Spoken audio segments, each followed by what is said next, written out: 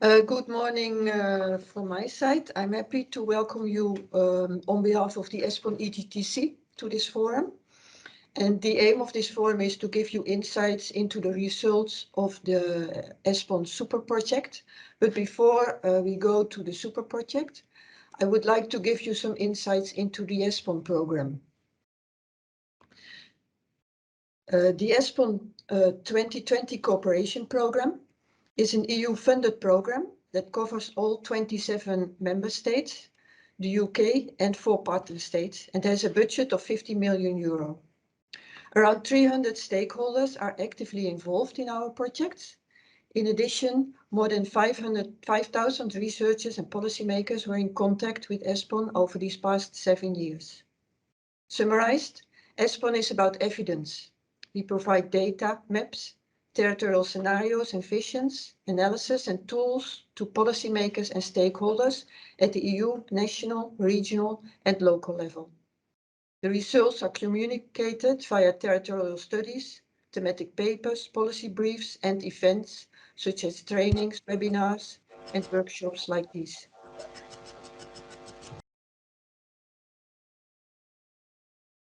ESPON provides evidence that shows how cities, regions and countries perform. In addition, ESPON offers advice on how they could perform even better.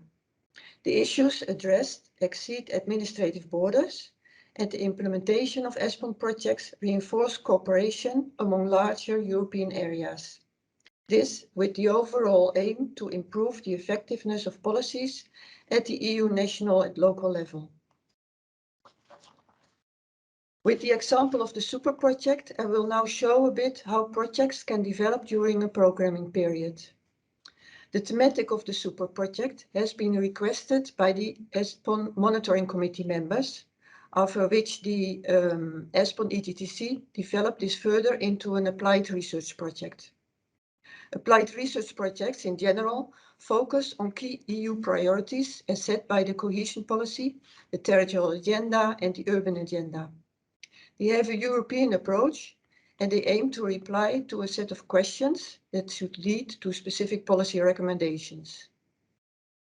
The Super Project team, of which multiple people are present today, implemented the project and 11 case studies, resulting, among others, with an intervention database, multiple data sets regarding current land use, and a policy guide. These results triggered requests from several countries to support them with specific urbanization issues. And as a result, 2 spin-off studies were defined and implemented by the project team together with stakeholders from Lithuania and Croatia. Stakeholders can also be actively involved in another type of ESPON projects, that is targeted analysis. These are projects initiated by a group of regions and cities targeting a specific topic that they have to deal with. And finally, ESPON has developed a toolbox with various web applications to facilitate the access and use of its data for stakeholders and policymakers. The data sets developed by the Super Project, for example, can be downloaded from the ESPON database portal, one of the tools in the toolbox. Sustainable urbanization is just one of the topics that are covered by ESPON projects. Examples of other projects are green infrastructures, youth unemployment, SMEs, and circular economy. The ESPON 2020 Cooperation Program is approaching its end, and we are working on defining the next cooperation program. It has been decided that the new program will focus on territorial aspects of achieving the green transition to climate neutral economies while ensuring just living conditions for all people and all places.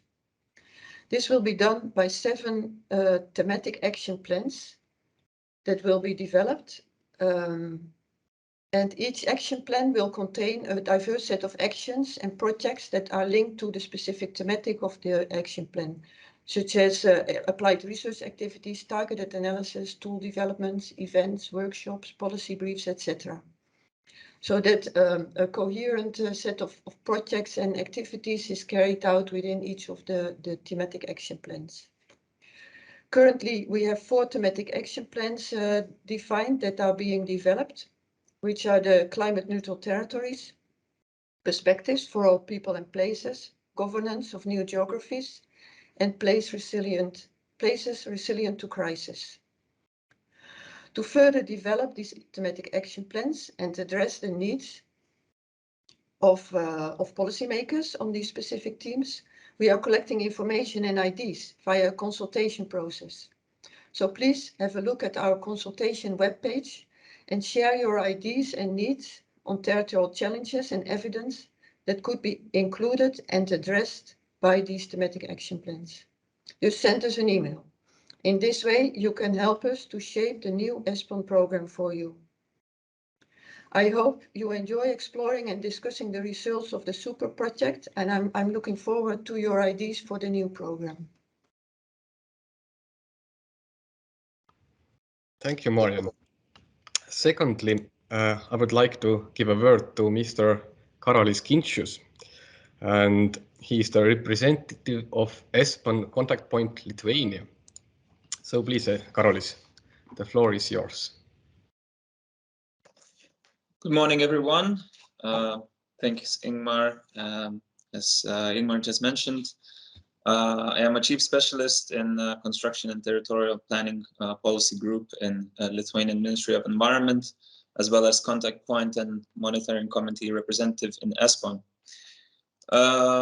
Predominantly, I work with public participation processes in territorial planning, as well as I review municipal comprehensive planning documents that we receive from municipalities. Is one of the areas where we try to integrate sustainable development goals on the municipal level, as well as I work with various soft initiatives that we produce ourselves in national level, or we also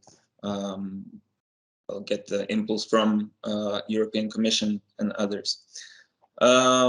In our policy group, in the last 5-6 years, we've actually been working heavily on the development of a comprehensive plan of Lithuania, which was actually approved last year in September.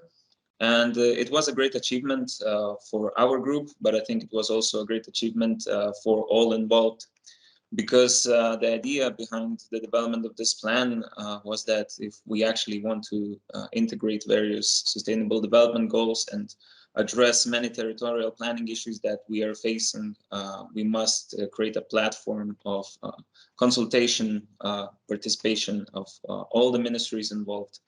So it actually contributed mostly, I think, to the planning culture that we actually were able to sort of bring this new idea of how this process can be done and bring new sort of fresh air breath to this whole planning system, let's say. So to use that document as a navigation, let's say, we believe that all these ministries and sectors must believe in this document, and how they can believe they're not participating in this, right? So it created a platform where we can discuss these various challenges. And for this seminar, we're going to discuss, obviously, land use and sustainable urbanization. And I think we all come from different places of Europe with different planning systems, unique sort of situations, right? But many challenges, I believe, they are very similar. We face many challenges in terms of urban sprawl in big cities. We face challenges of uneven territorial development, declining regions in demographically, economically, as well as some growing regions, right? And we're also trying to learn how we can deal with various digital challenges and new businesses, such as Airbnb, for example, who cause like this huge turbulence in housing, especially in big cities that experience big tourist flows.